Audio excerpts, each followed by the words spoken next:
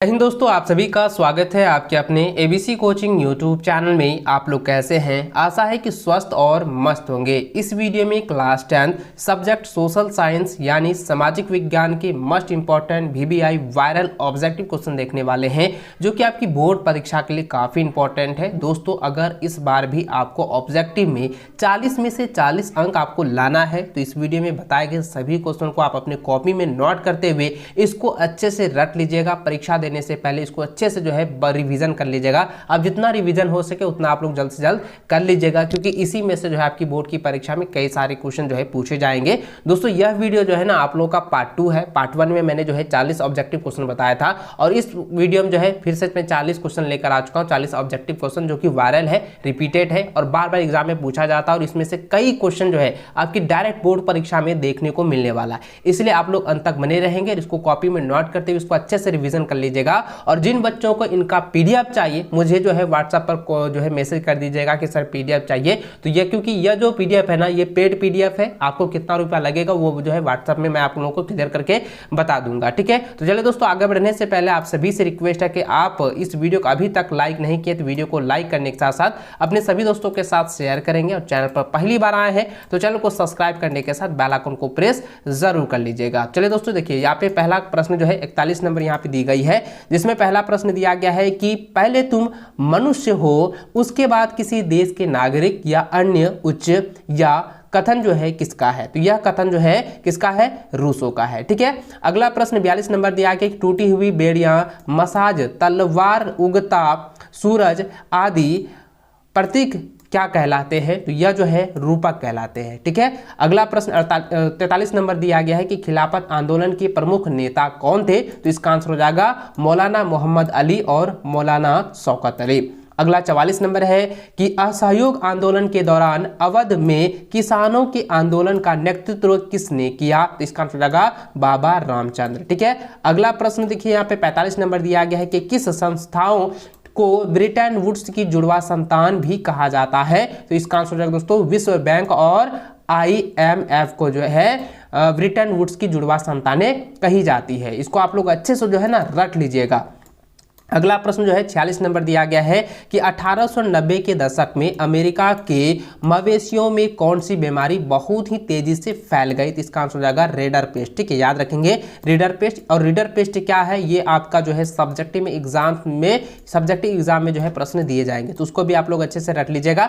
Subjective का भी video आने वाला है। तो देखिए दोस्तों, 47 नंबर क्वेश्चन दिया गया कि इस मशीन के आने से बुनकरों को बड़े करघे चलाने और चौड़े अरज का कपड़ा बनाने में मदद मिली। तो कैसे हुआ? तो इसका आंसर हो जाएगा फ्लाई शटल्स के माध्यम से, ठीक है। तो ऑप्शन तो नहीं है, तो इसका डायरेक्ट आपको याद रख लेना है, ठीक है। आपके एग्जाम में ऑप्शंस दिया जाएगा, तो आपको याद ये याद रहेगा ना, तो आप ऑप्शन में डायरेक्ट लगा दीजिएगा, टिक लगा दीजिएगा।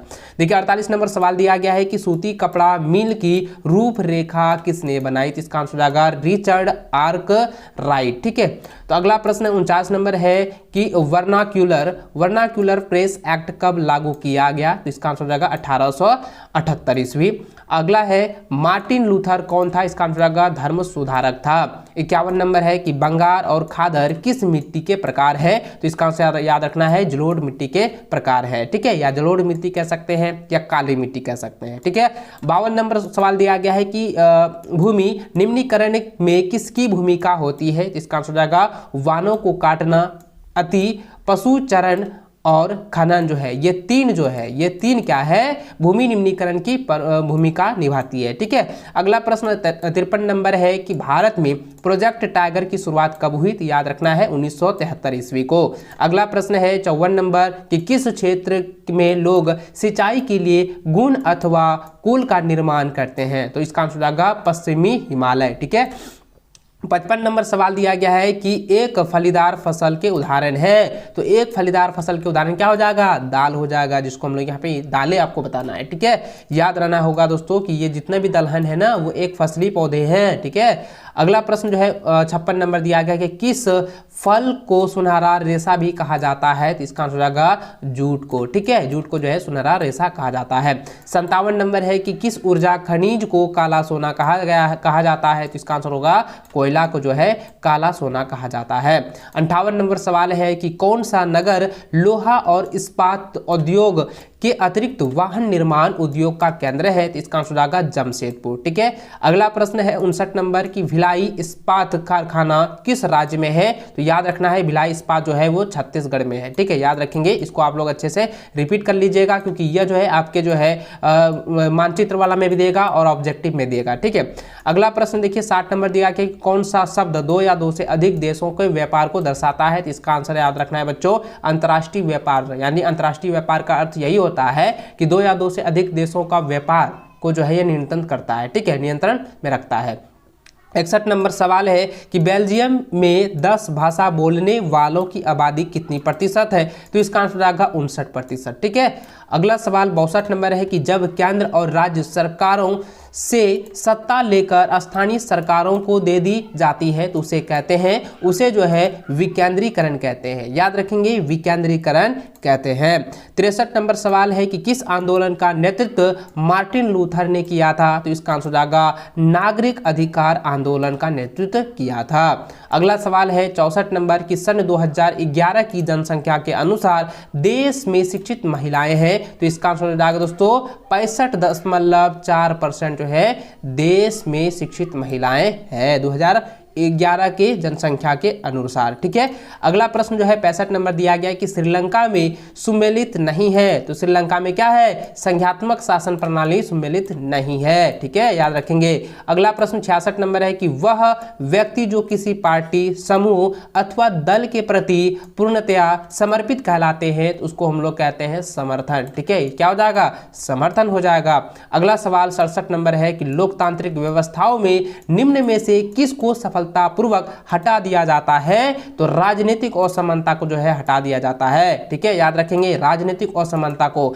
अगला प्रश्न है 68 नंबर की एक अलोकतांत्रिक, ठीक है, यानी कहता है एक अलोकतांत्रिक सरकार, यानी कि जहां पर जो है लोकतंत्र सरकार नहीं है, ठीक है, वहां पर जो है लोकतंत्र में बदलने की चुनौती जो है किस प्रकार की चुनौतियां हैं? तो दोस्तों इसका आंसर हो जाएगा बुनियादी आधार बनाने की चुनौतियां हैं। ठीक है, इसको आप लोग याद कर लीजिए, कॉपी में नोट कर लीजिए क्योंकि एग्जाम में आने वाला है। अगला प्रश्न देखिए 69 नंबर दिया है कि अधिवेश विषयों पर कानून बनाने का अधिकार किसके पास है? तो इसका आंसर आएगा संसद के पास है। ठीक है, अगला प्रश्न 70 नंबर है कि कौन सा सार्वभौम प्रकृति का आंदोलन नहीं है? तो इसका आंसर आएगा नर्मदा बचाओ आंदोलन जो है ये सार्वभौम प्रकृति का आंदोलन नहीं है। अगला प्रश्न 71 नंबर है कि किसी देश की राष्ट्रीय आय को उसकी कुल जनसंख्या से भाग देने पर प्राप्त होता है, तो यह जो है प्राप्त होता है, क्या होता है? प्रति व्यक्ति आय। ठीक है, याद रखेंगे प्रति व्यक्ति आय प्राप्त होती है। अगला प्रश्न है